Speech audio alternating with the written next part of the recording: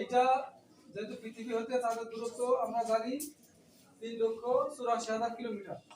একটা বড় সংখ্যাকে কিভাবে সংক্ষেপে প্রকাশ করা যায় সেটা তোমাদের আজকে দেখাবো। খুব ভালো করে বুঝবা। এখানে 3,84,000 একে আমরা দিলাম 384 গুণ 10 টু দি পাওয়ার 3।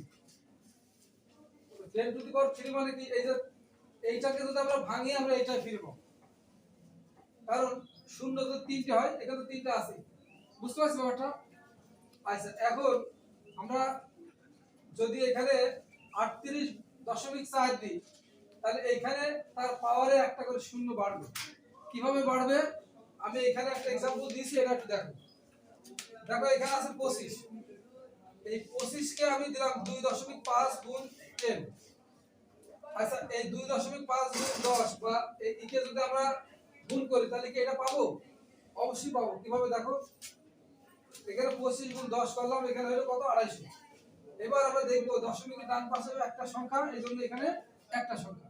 তাহলে কি দাঁড়ালো?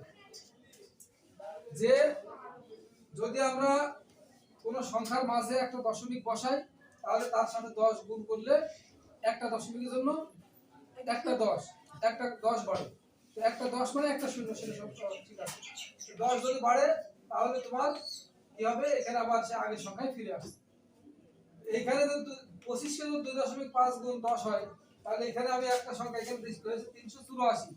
384 কে এখানে না দিয়ে যদি একটা এই যে এখানে একটা সংখ্যার আগে দশমিক দিই তাহলে এই লাস্টে একটা 10 যদি গুণ হয় তাহলে 10 গুণ হলে কি হবে? এখানে 10 টু দি পাওয়ার 3 ছিল, 10 টু দি পাওয়ার 4 হলো। ঠিক? দেখো আমরা আজকে তোমাদের এর আগে দেখাইছিলাম যে a গুণ a স্কয়ার যদি এমন হয় তাহলে কি হবে? a 3 না, কারণ এখানে পাওয়ার পর সূচকের নিয়ম অনুসারে তোমরা শিখেছো পাওয়ার পরে যোগ হবে। এখানে 2 আর 1 এ 3। ঠিক তেমনি এখানে আছে 10 টু দি পাওয়ার 3, এর সাথে যদি 8 10 গুণ করা হয় তাহলে 10 টু দি পাওয়ার 4 হবে না? বুঝতে পারছো সবাই? জি স্যার। এবার কি পরিষ্কার হচ্ছে? জি। তাহলে আবার কিন্তু প্রশ্ন করতে হবে, কারণ তুমি যদি পরিষ্কার না বোঝো, যতক্ষণ না পরিষ্কার না বুঝবা ততক্ষণ বোঝার জন্য প্রশ্ন করতে হবে। তোমার যে জায়গাটা সমস্যা সেটা সলভ করতে হবে। ঠিক আছে? তাহলে এটা আমরা কি বললাম? 38.4 গুণ এখানে 10 টু দি পাওয়ার কত? 4। এটা আছে। আমরা যদি আবার আরেকটা সংখ্যা ভাবে যদি আমরা দশমিক নিয়ে আসি, একটা করে সংখ্যা যদি কমাই, এদিকে কমাবো ওইদিকে বাড়বে, তার সাথে 10 গুণ করলে আবার এটা বাড়বে না? বুঝতে পারছো ব্যাপারটা? কারো বুঝতে সমস্যা আছে? না। হ্যাঁ? আচ্ছা, এখানে যদি আমরা এবার খেয়াল করো, এবার যদি আমরা এমন দিই 384 গুণ, তাহলে এই জায়গায় কি হবে বলো তো? তাসমি বলো। এখানে আমরা দিলাম কি দশমিক, এইখানে দশমিক দিলাম, এখন কি হবে? হ্যাঁ 10 কি হবে? হ্যাঁ 384 গুণ 10 আর কিছু হবে না? বলো। 10 টু দি পাওয়ার 6 হবে। ভেরি গুড, 10 টু দি পাওয়ার 6 হবে।